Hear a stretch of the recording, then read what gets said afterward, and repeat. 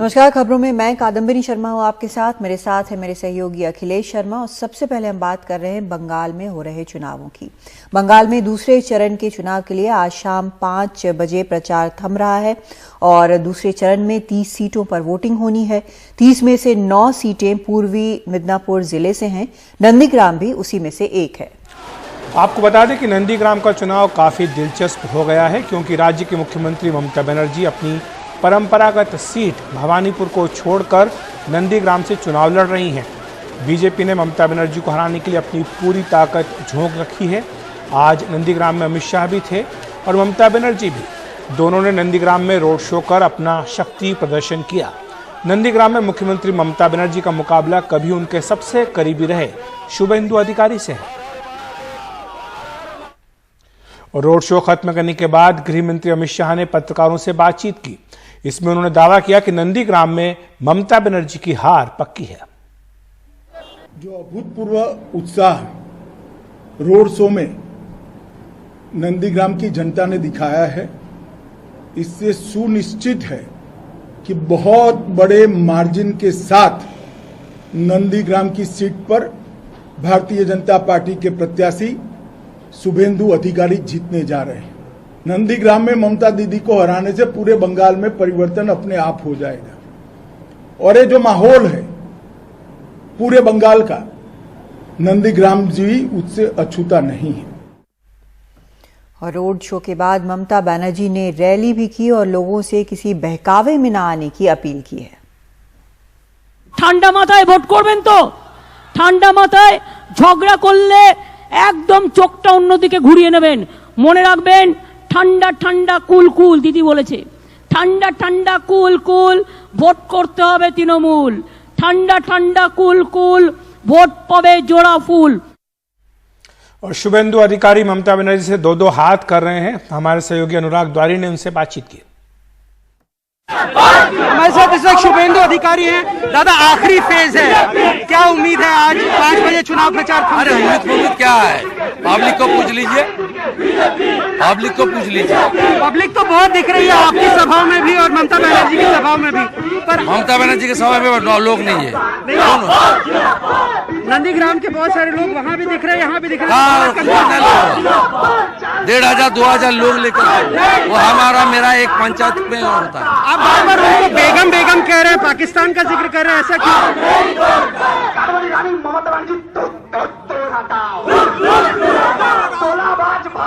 आप बार बार उनको बेगम कहते हैं, पाकिस्तान का जिक्र करते हैं, ऐसा क्यों?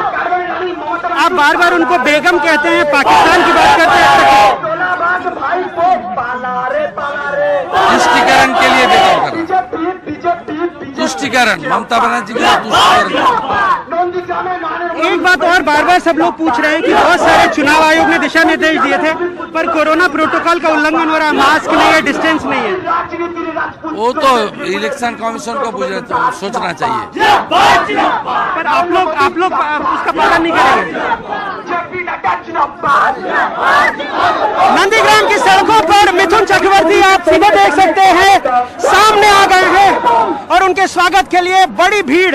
केंद्रीय मंत्री धर्मेंद्र प्रधान उनके साथ और यहाँ के जो उम्मीदवार हैं शुभेंदु अधिकारी, वो भी उनके साथ ट्रक में चढ़ते हुए, और बड़ी तादाद में बड़ा हुजूम है लोगों का जो यहाँ मिथुन चक्रवर्ती के स्वागत के लिए आया हुआ है।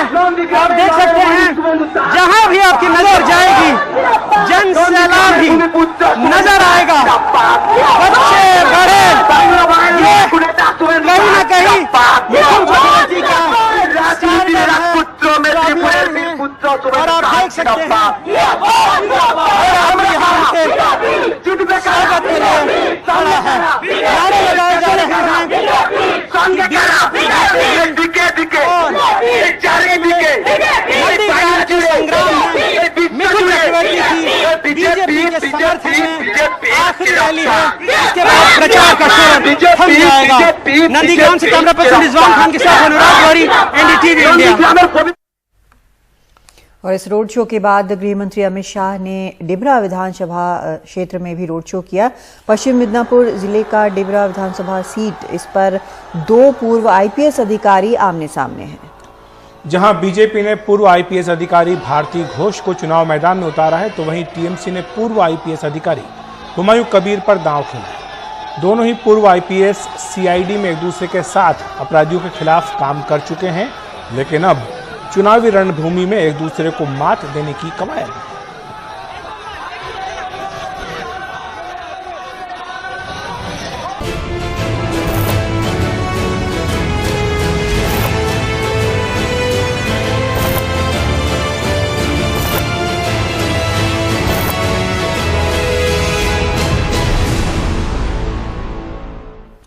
बंगाल के बाद अब बात कर लेते हैं केरल की, जहां आज प्रधानमंत्री नरेंद्र मोदी ने चुनावी सभा को संबोधित किया। उन्होंने तमिलनाडु और पुडुचेरी में भी चुनाव प्रचार किया है।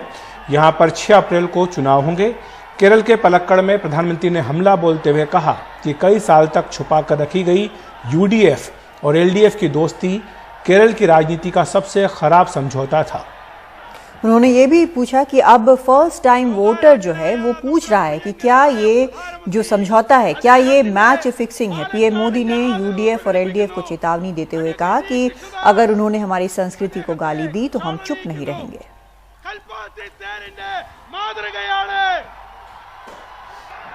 For many years, the worst kept secret of Kerala politics was the friendly agreement of UDF and LDF. Now, the first time, voter of Kerala is asking, what is this match fixing? 5 years, one loots. 5 years, the other loots. Judas betrayed Lord Christ for a few pieces of silver. LDF has betrayed Kerala for a few pieces of gold.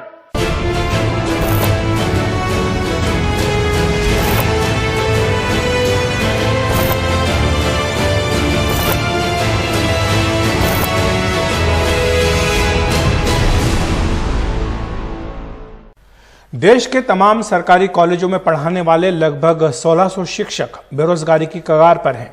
दरअसल 2017 में शिक्षा मंत्रालय के technical education quality improvement programme के तहत इन्हें पूरी प्रक्रिया के जरिए नौकरी दी गई थी और लिखित में आश्वासन भी दिया गया था कि 3 साल बाद इन्हें राज्य सरकारें नियमित कर देंगी, पर ऐसा नहीं हुआ। पिछले 7 दिनों से ये अति शिक्षित बेरोजगार जंतर मंतर पर धरने पर बैठे हैं और अपनी मांगों के लिए ये यहाँ पर प्रदर्शन कर रहे हैं, लेकिन अब तक सुनवाई नहीं है। हमारे सहयोगी सौरभ शुक्ला ने इस पर और जानकारी दी है।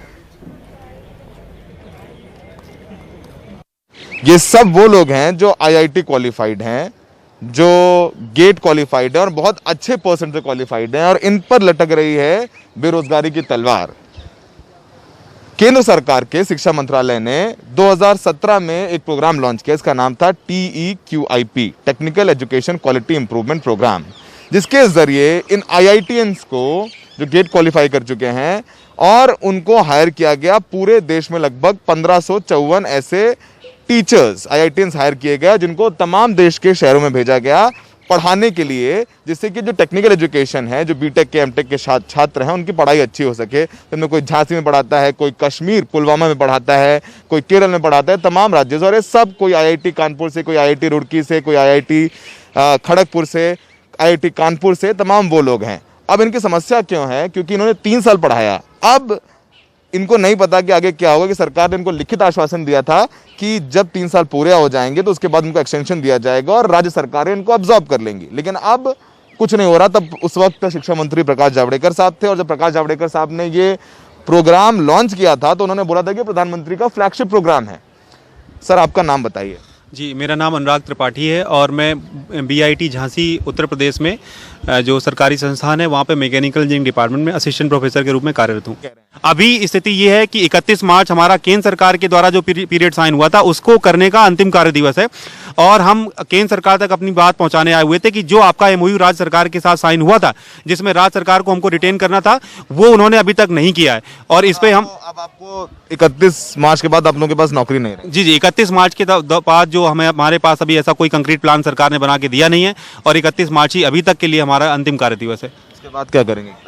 अभी तो हम यहीं पे हैं, सेंट्रल गवर्नमेंट में माननीय शिक्षा मंत्री जी से निवेदन करना चाहते हैं कि जो आपने एमओयू साइन किया है उस पर अमल करें, राज्य सरकारों को निर्देश दें ताकि जो तकनीकी शिक्षा की गुणवत्ता सुधार करने का कार्यक्रम सतत है वो चलता रहे। शिक्षा मंत्री मिले आपसे? नहीं सर, हम बहुत दिनों से उनके घर के सामने उनसे रिक्वेस्ट करने जा रहे थे कि हमसे 2 मिनट मिलिए। 3-4 दिन हो गए। पिछली बार शुक्रवार को हमें बोला था कि मंगलवार को 9:30 बजे आप आ सकते हैं, आपसे शायद मुलाकात हो सकती है। हम आज भी सुबह गए थे बट हमें वहाँ से बोल दिया गया कि आप यहाँ से जाइए, आपसे 100% शिक्षा मंत्री जी नहीं मिलेंगे।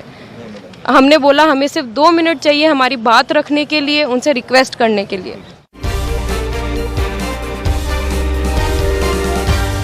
असम में भी विधानसभा चुनाव हैं और वहां पर बीजेपी का मुकाबला इस बार कांग्रेस और बदरुद्दीन अजमल की AIUDF गठबंधन से है। बदरुद्दीन अजमल ने NDTV से खास बातचीत में कहा कि बीजेपी असम से किए अपने वादे पूरे नहीं कर पाई, इसलिए लोगों का ध्यान भटकाने के लिए उनको निशाने पर रख रही है। बदरुद्दीन अजमल किसी राजनेता से ज्यादा कारोबारी के रूप में जाने जाते हैं। अजमल परफ्यूम के नाम से उनका दुनिया के कई देशों में इत्र का करोड़ों रुपए का कारोबार फैला हुआ है। उन्होंने कहा कि उनके हर कारोबार में हर धर्म के लोग कंधे से कंधा मिलाकर काम करते हैं। उनसे बात की हमारे सहयोगी मनीष कुमार ने। इस बार असम के चुनाव में एक बड़ा मुद्दा यह है, वो है बीजेपी के द्वारा बदरुद्दीन अजमल को बनाया गया है। बदरुद्दीन अजमल हमारे साथ खुद हैं। ये बदरुद्दीन अजमल कौन है और ये मुद्दा कैसे बना? देखिए, बदरुद्दीन अजमल इसलिए इशू है कि उनको अपने वोट को पोलराइज करना है। नंबर 1, यहाँ दाढ़ी वाला टोपी वाला दिखाओ कि ये बांग्लादेशी को लाने वाला है और यहाँ आसाम में ये चीफ मिनिस्टर बन जाएगा, ये डर दिखा के लोगों को वोट को वहाँ पोलराइज करना है। नंबर 2, इस वजह से भी इशू जरूरी है कि इस मरतबा लास्ट टाइम की तरह मोदी जी का वेव नहीं है, अमित शाह जी का वेव नहीं है, नड्डा का वेव नहीं है और आपके हेमंत बिश्व शर्मा साहब का भी नहीं है और चीफ मिनिस्टर का भी नहीं है। 2500-3000 लोग टीवी दिखा रही है, 4000 का लोगों को लेके मीटिंग कर रहे हैं। और उससे भी है कि जितने इन्होंने लास्ट टाइम पे वादे किए थे, महंगाई कम करेंगे, कर नहीं कर पाए। उसके बाद फ्लड कंट्रोल को कंट्रोल करेंगे, नहीं कर पाए। इंडस्ट्री खोलेंगे, पेपर मिल और 2 इंडस्ट्री है उसको वो खोलेंगे, नहीं कर पाए।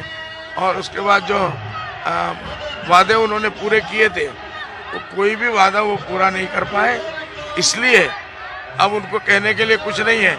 हेमंत बिश्व शर्मा साहब स्टेज के ऊपर डांस करते हैं, इशू की बात नहीं करते हैं।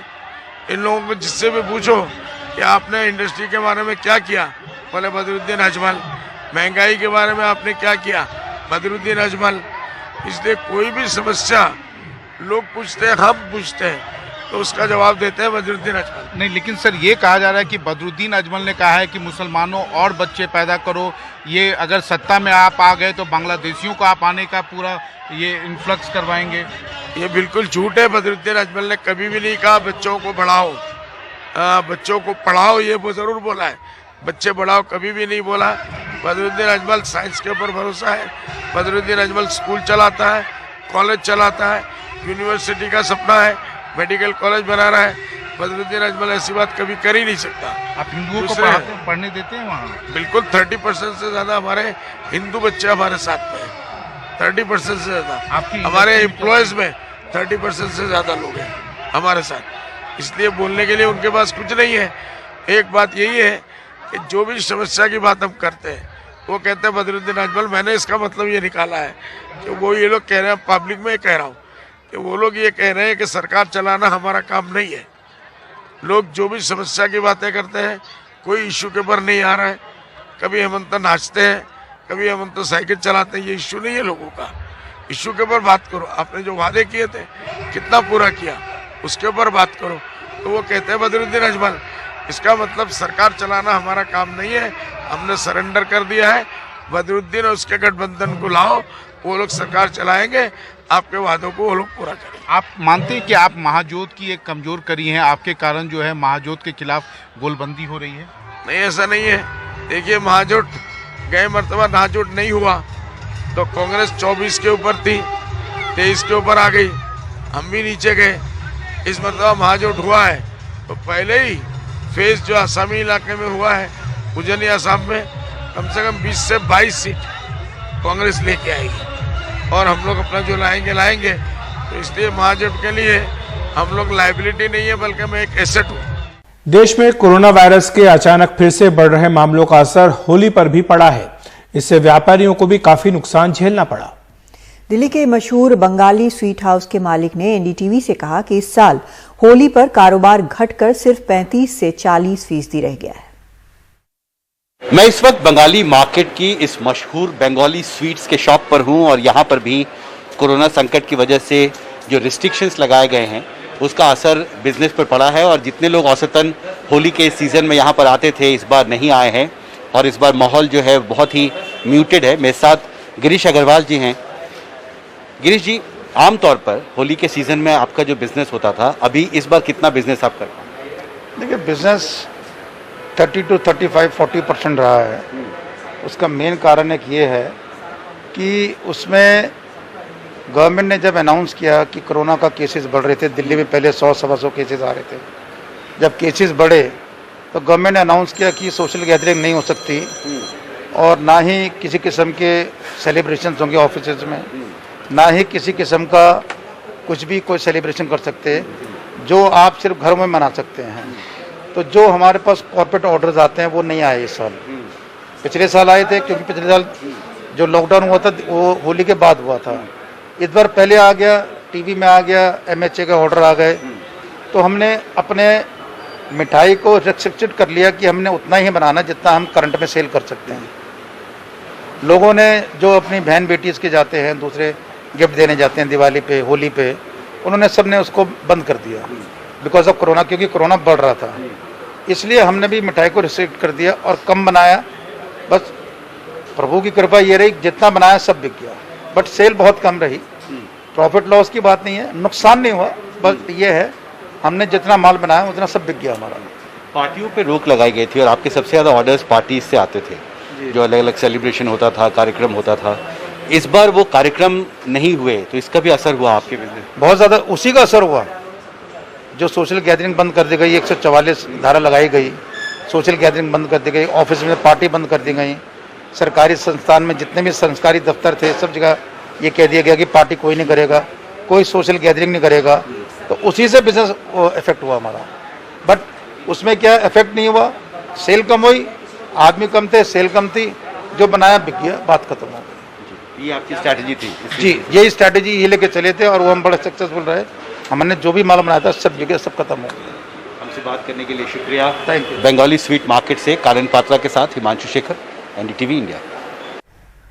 बड़ा होना बच्चों के लिए मानसिक और शारीरिक दोनों तौर पर एक थकाने वाला काम है। ये युवाओं के मन में कई तरह के सवाल भी पैदा कर सकता है। एनडीटीवी डेटॉल बनेगा स्वस्थ इंडिया कैंपेन ने हाल ही में अभिनेत्री लेखिका टिस्का चोपड़ा से बात की, जिन्होंने कुछ समय पहले ही युवा लड़कियों के लिए एक महत्वपूर्ण किताब लिखी है। किताब जो बड़े होने के दौरान शारीरिक, भावनात्मक और सामाजिक परिवर्तनों को समझने के बारे में गहराई से समझ प्रदान करती है। एक नजर डालते हैं कि उनका युवाओं को लेकर क्या कहना है। एक अभिनेत्री, एक राइटर, एक फिल्म मेकर, और अब उन्होंने एक बहुत इंपॉर्टेंट महत्वपूर्ण टॉपिक पर एक किताब लिखी है जिसका नाम है व्हाट्स अप विद मी। जिसका thank you so much for joining us. Thank you Ambika. हमें बताइए कि जो आपने किताब लिखी है व्हाट्स अप विद मी, इसकी इंस्पिरेशन कौन था? आपकी बेटी तारा, उनकी सहेलियां? आपने ये किताब क्यों लिखी और ये टॉपिक क्यों चुना?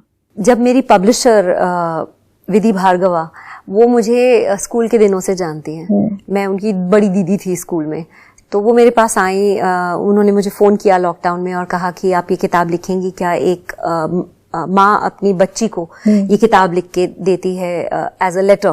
Then I thought to myself कि हम हमेशा बात करते हैं जेंडर इक्वालिटी की, हम लोग बात करते हैं कि सोसाइटी में पे पैरिटी नहीं है, इक्वल पे नहीं है, इक्वल अपॉर्चुनिटी नहीं है। फिर मुझे लगा उसके बारे में हम कुछ करते क्यों नहीं है? तो मुझे ये लगा कि ये एक मौका है जो उन्हें बहुत ही आत्मविश्वास और गर्व के साथ अपनी महिला होने पे बहुत ही उन्हें गर्व महसूस होगा। तो आई थिंक वो मेरे लिए सबसे एक अहम पॉइंट था। बॉयज की सेक्सुअलिटी के बारे में बात की, आपकी चेंजिंग इमोशंस के बारे में बात की है, पर मेरा मेन कारण किताब का लिखने का ये था कि मैं चाहती थी कि यंग गर्ल्स को एक तो बायोलॉजी क्लियर हो जाए ताकि वो अंधविश्वास में ना घुसे, किचन में नहीं घुस सकते, अचार नहीं खा सकते, आप अशुद्ध हो, वो सब उनके दिमाग से निकल जाए, ताकि वो सीधे सीधे किसी की आंख में आंख डाल के बोल सके कि एक्सक्यूज मी, ये बायोलॉजी है, ये दुनिया की आधे पॉपुलेशन के साथ हो रहा है। तो ये सब बातें जब एकदम नॉर्मल हो जाएंगी, children will be so strong and powerful to deal with such a difficult phase of their life, और उनके लिए ये फेज बहुत स्मूथ हो जाएगा।